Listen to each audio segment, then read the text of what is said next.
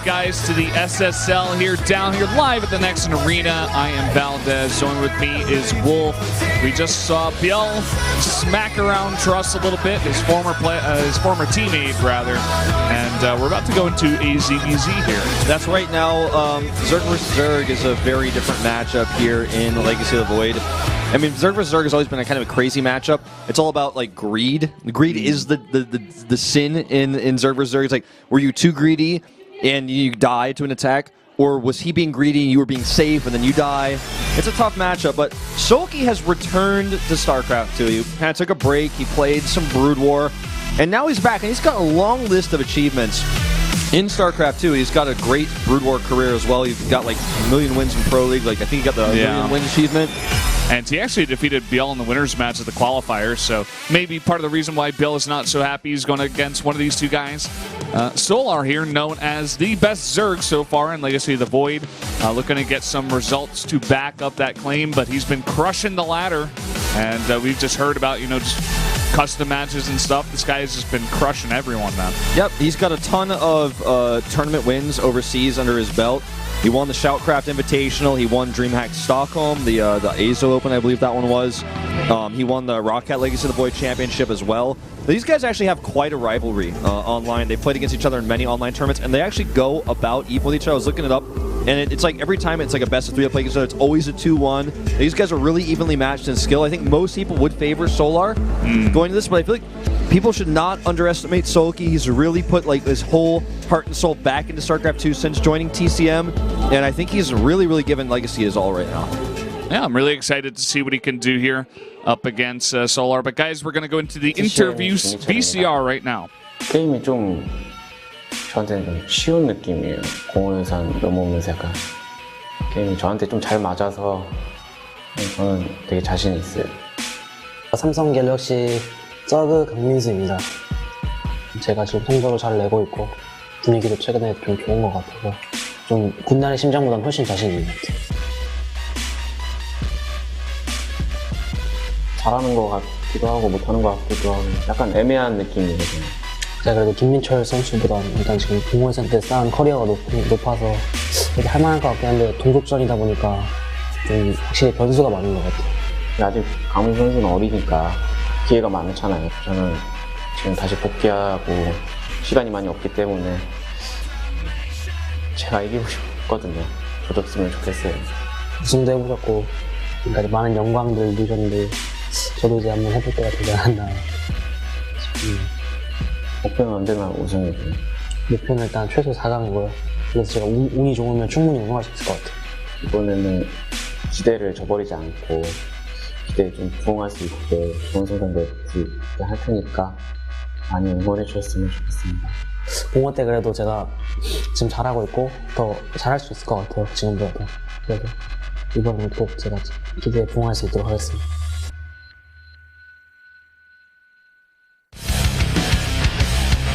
So there you have it, guys. The interviews with both Solar and Soulkey. Soulkey saying that he feels like Legacy is actually a bit easy, in fact, and it kind of matches with his style, so he's very confident coming into these games.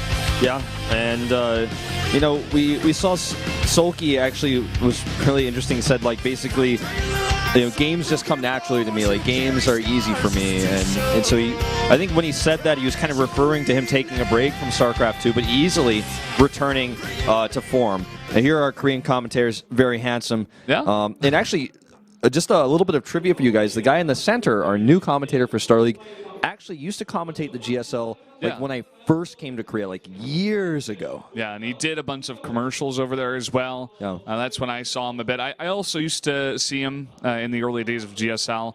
But that guy's still around. He's still doing StarCraft. The passion is still real. And that guy. For that guy too, taking a shot at him again. I think they're actually talking about him. His ID is Koshin, which means Colossus in Korean. It's the unit name, but this guy actually started his career basically in StarCraft, then left for a while and actually became quite famous in Korea for voice acting and other things. And now he's like coming back to StarCraft, which is really cool in Legacy, and he says he's been playing a lot, he enjoys a lot. He's just the host, he's not like the analyst or anything, but he's a really great guy. He's quite well known in Korea. Yeah, very friendly guy. I've only gotten to talk to him like maybe once or twice. We are going to go into Soulkey versus Solar here. The map is going to be Dusk Towers. And of course, with any mirror matchup, the map is not going to have a huge say in the way it goes down. Of course, there's the backdoor base, so you could decide to be a bit more passive, macro-y, sit back and defend, that kind of style. All right, well, looks like we're jumping into this game right now. Dusk Towers, game number 1, Soulkey versus Solar in this Zerg versus Zerg.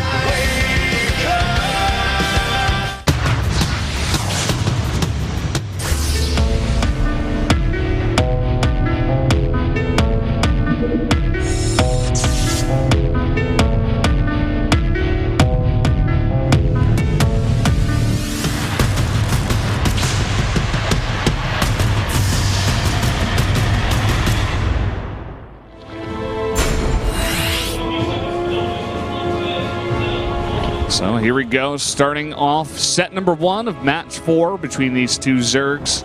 Up at the top right in the blue was Solar. And to the bottom left in red is Soulkey.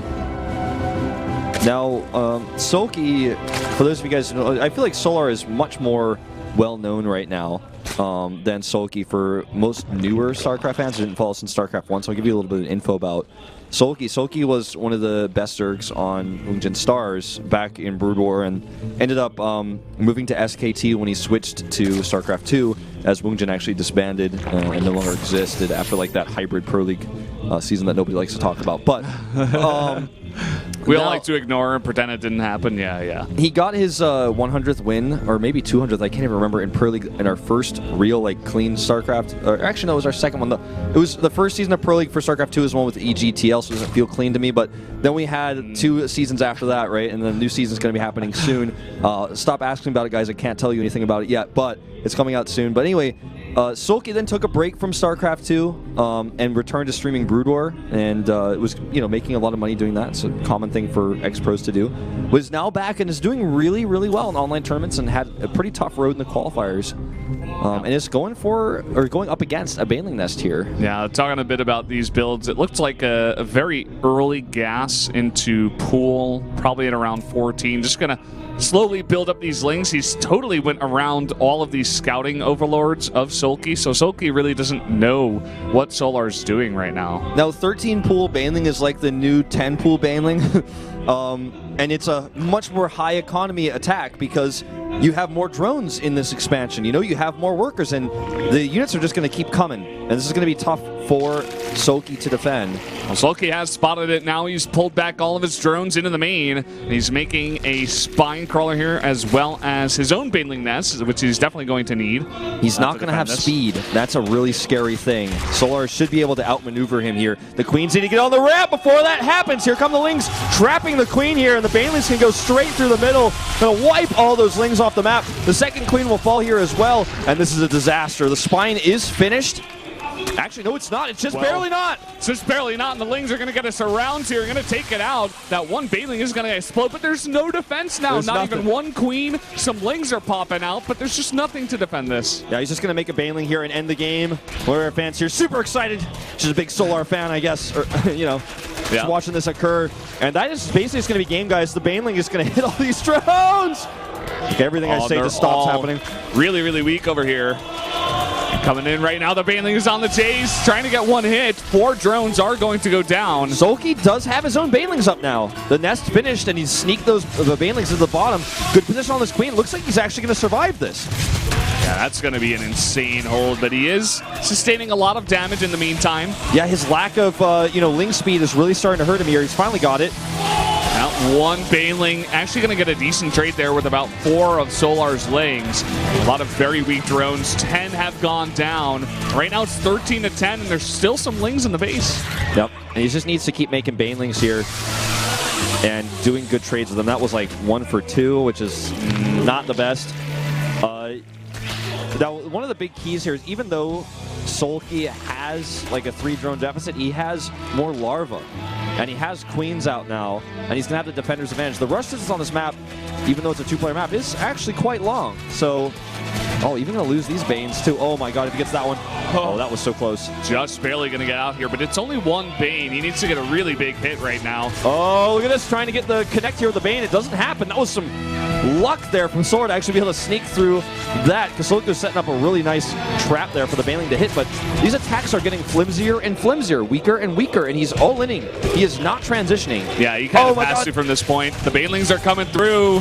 Not much for them to hit. They don't want to explode on that Queen. He's waiting for that money shot. Ooh, a really big hit there by Soulkey. Yeah, I think actually Soulkey just holds from here. Well, it's going to be very interesting. There's no... Oh, he misclicks on the hatchery. Yeah, that's a big mistake. Going to lose that Baneling. He's got one more. And the Lings over here on the other side of the map, easily going to be able to surround that one Queen in the main of Solar. Oh, this is just going to be too much here. He's not going to be able to do much from here. The drones, obviously, he needs a micro against them and kill the last of these Lings, but no mining whatsoever. He's getting 10 Lings out, so he should eventually be able to defend. But Soulkey has held. Yeah, Soulkey only has 7 drones at home, actually. I'm not sure exactly when that went down to 7, but he's got like no economy himself, even though he has 2 hatcheries. Yeah, he's got those 2 hatcheries. I think Solar from the back of this is going to continue to put on the pressure. Wants to end it. He knows he has the better economy, even though it is on one base. It's not going to matter. He's got that one base saturated compared to the small amount of drones that Soulkey has. It's all about the Baneling hits here right now. That's how Soulkey can try to turn this game around with good Baneling hits. Yeah, Soulkey desperately trying to get into the back here and maybe snipe some of these Banelings or try to get to the main base of Solar, but I just don't think it's going to work out. Oh man, I've actually miscalled this game so many times. It's been such a close game. He's going to trap this Queen now. The Banelings, though, hit just one. The Lings get hit by that one Baneling. Oh man, he had 7 drones. Now he's got, well, he went up to 9 and now he's got 3. 5 drones remaining. And this is just a disaster here. One more Baneling morphing. I think he should be able to...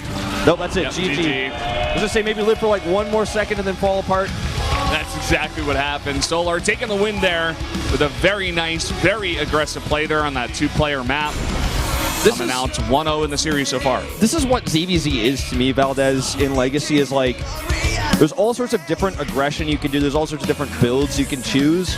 And every game becomes a different game. Like every ZVZ game is like its own different ecosystem. It's its own different set of, it has its own different set of rules and principles, because how much damage did the attack do? How much greed did you do? Which tech did you choose? Like, did we get past Roach Ravager? Like, are we going Lurkers, but we can't go too many Lurkers because that also is kind of weak against certain other builds that you can do. And it's this game of... It's like the knife fight that we always talk about, you know, in the past. But what happens after the knife fight? Because people don't die in the knife fight; they just get bloody. They get knifed. Yeah. That's then what happens in the knife fight. You know, what happens next is a series of insanely complicated and difficult decisions plus control. Yeah. Well, this next map is going to be pretty interesting.